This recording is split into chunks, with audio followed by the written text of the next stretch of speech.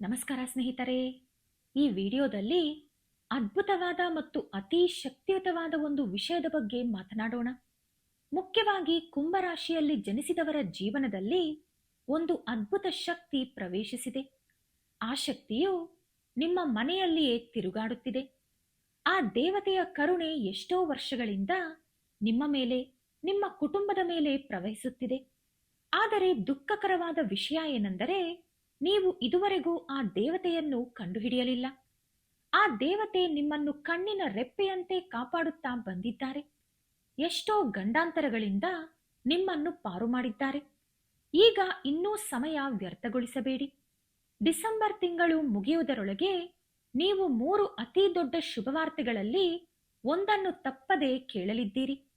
ಆ ಶುಭವಾರ್ತೆ ನಿಮ್ಮ ಜೀವನದ ಹಾದಿಯನ್ನು ಪೂರ್ತಿಯಾಗಿ ಬದಲಾಯಿಸುತ್ತದೆ.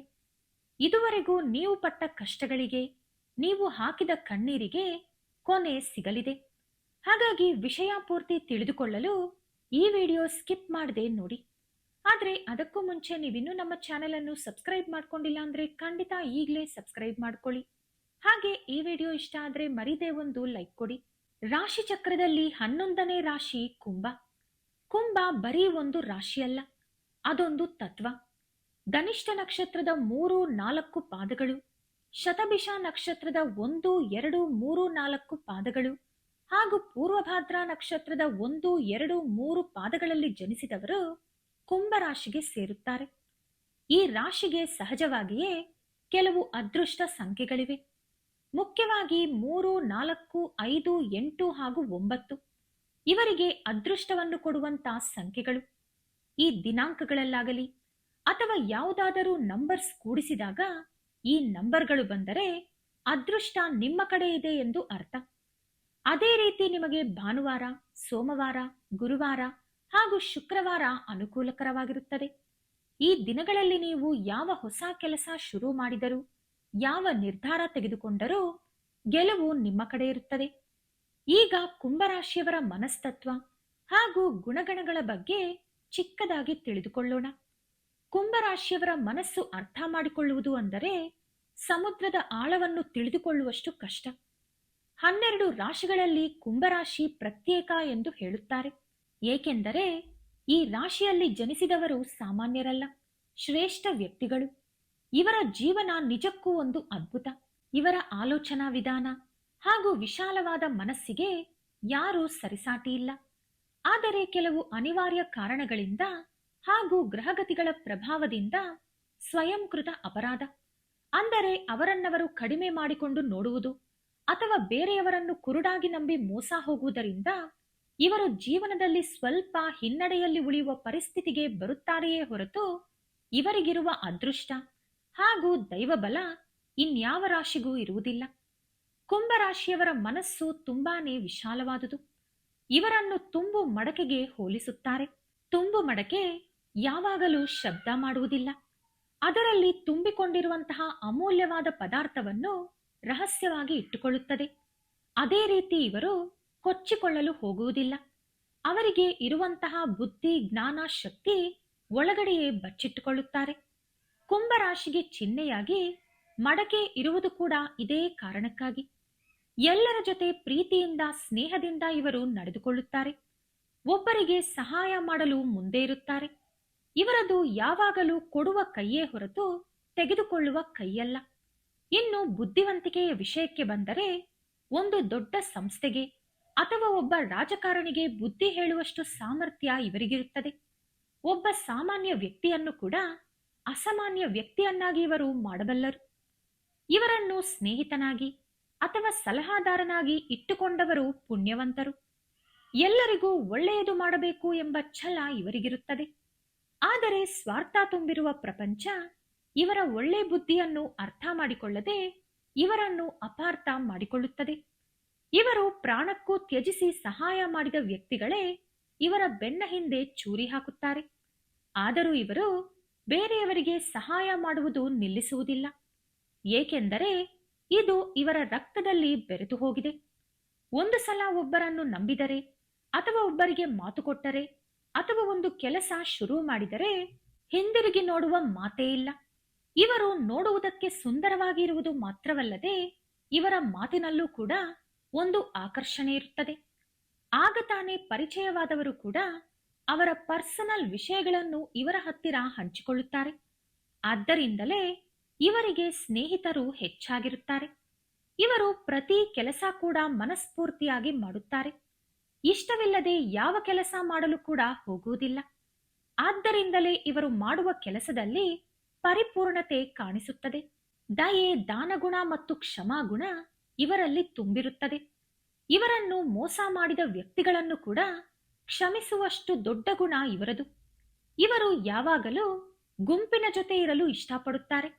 ಇವರು ಎಲ್ಲಾ ಜೀವಿಗಳನ್ನು ಕೂಡ ಪ್ರೀತಿಸುತ್ತಾರೆ. ಆದ್ದರಿಂದಲೇ ದೇವರು ಯಾವಾಗಲೂ ಇವರಿಗೆ ಬೆಂಬಲವಾಗಿ ನಿಲ್ಲುತ್ತಾರೆ. ಇವರಿಗೆ ಸಹನೆ ಜಾಸ್ತಿ ಇರುವುದರಿಂದ ಇವರನ್ನು ದ್ವೇಷಿಸುವವರಿಗಿಂತಲೂ ಪ್ರೀತಿಸುವವರು ಜಾಸ್ತಿ. ಒಬ್ಬರು ಕಷ್ಟದಲ್ಲಿದ್ದಾಗ ಅವರನ್ನು ಬಿಟ್ಟು ಓಡಿ ಹೋಗದೆ ಅವರ ಕಷ್ಟದಲ್ಲಿ ಇವರು ಕೂಡ ಪಾಲು ಹಂಚಿಕೊಳ್ಳುತ್ತಾರೆ. ಯಾರಾದರೂ ಇವರಿಗೆ ಚಿಕ್ಕ ಸಹಾಯ ಮಾಡಿದರೆ ಅವರನ್ನು ಸಾಯುವ ಕೊನೆ ಗಳಿಗೆಯವರೆಗೂ ಇವರು ಮರೆಯುವುದಿಲ್ಲ. ಆ ವ್ಯಕ್ತಿ ಮಾಡಿದ ಸಹಾಯಕ್ಕಿಂತ 10 ಪಟ್ಟು ಹೆಚ್ಚು ಸಹಾಯ ಮಾಡಲು ಪ್ರಯತ್ನಿಸುತ್ತಾರೆ. ಒಬ್ಬರಿಗೆ ಮೋಸ ಮಾಡಬೇಕು ಎಂಬ ಆಲೋಚನೆ ಇವರ ಕನಸಿನಲ್ಲೂ ಬರುವುದಿಲ್ಲ. ಹಾಗೆ ಇವರಿಗಿರುವ ದೈವಬಲದ ಕಾರಣದಿಂದ ಇವರನ್ನು ಬೇರೊಬ್ಬರು ಮೋಸ ಮಾಡುವುದು ಕೂಡ ತುಂಬಾ ಕಷ್ಟ. ಕುಂಭರಾಶಿಯಲ್ಲಿ ಜನಿಸಿದವರಿಗೆ 35 ವರ್ಷದ ನಂತರ ಜೀವನ ತುಂಬಾನೇ ಚೆನ್ನಾಗಿರುತ್ತದೆ. ಕಂಡ ಕನಸೆಲ್ಲ ನೆರವೇರಿಸಿಕೊಂಡು ಸಮಾಜದಲ್ಲಿ ಗೌರವ ಮರ್ಯಾದೆ ಪಡೆದುಕೊಂಡು ಸಂತೋಷವಾಗಿ ಸಮೃದ್ಧಿಯಾಗಿ ಬದುಕುತ್ತಾರೆ. ಇನ್ನು ನಾವು ಅಸಲಿ ವಿಷಯಕ್ಕೆ ಬಂದರೆ, ಕುಂಭರಾಶಿಯವರ ಮೇಲೆ ಯಾವಾಗಲೂ ಒಂದು ದೇವತೆಯ ಅನುಗ್ರಹ ಇದೆ.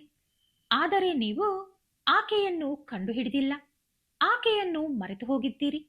ಒಂದು ಸಲ ನೀವು ಕಳೆದ ನಿಮ್ಮ 5 ವರ್ಷಗಳ ಜೀವನವನ್ನು ನೆನಪು ಮಾಡಿಕೊಳ್ಳಿ. ಯಾವುದಾದರೂ ದೊಡ್ಡ ಅಪಾಯ, ಗಂಡಾಂತರ ಅಥವಾ ಆಪತ್ತು ಕ್ಷಣ ಮಾತ್ರದಲ್ಲಿ ತಪ್ಪಿ ಹೋಗಿರುವ ಸಂದರ್ಭಗಳು ಇರುತ್ತದೆ. ಅದಕ್ಕೆ ಕಾರಣ ನಿಮ್ಮನ್ನು ಕಾಪಾಡುತ್ತಿರುವ ಆ ದೇವತೆ. ಇಷ್ಟಕ್ಕೂ ಆ ದೇವತೆ ಯಾರು? ಆಕೆ ನಿಮ್ಮಿಂದ ಏನನ್ನು ಬಯಸುತ್ತಿದ್ದಾಳೆ? ಯಾವ ರೀತಿ ನೀವಾಕೆಯನ್ನು ಕಂಡುಹಿಡಿಯುವುದು ಎಂದು ಈಗ ನಾವು ತಿಳಿದುಕೊಳ್ಳೋಣ. ಪ್ರತಿ ಮನೆಗೆ ಅಥವಾ ಕುಲಕ್ಕೆ ಒಂದು ದೇವತೆ ಅಥವಾ ದೇವರು ಇರುತ್ತಾರೆ. ಆಕೆಯೇ ನಮ್ಮನ್ನು ಪ್ರತಿಕ್ಷಣ ಕಾಪಾಡುವ ಶಕ್ತಿ. ನಮ್ಮ ಪೂರ್ವಿಕರು ಕುಲದೇವರನ್ನು ಆಗಿಂದಾಗ ಆರಾಧಿಸುತ್ತಾ ಸುಖವಾಗಿ ಬದುಕಿದ್ದರು. ಆದರೆ ಇತ್ತೀಚಿನ ಬ್ಯುಸಿ ಲೈಫ್ ಸ್ಟೈಲ್ನಲ್ಲಿ ತುಂಬಾ ಜನರಿಗೆ ಅವರ ಕುಲದೇವರು ಯಾರೆಂದು ಕೂಡ ಗೊತ್ತಿಲ್ಲ. ಇದು ತುಂಬಾ ದೊಡ್ಡ ತಪ್ಪು.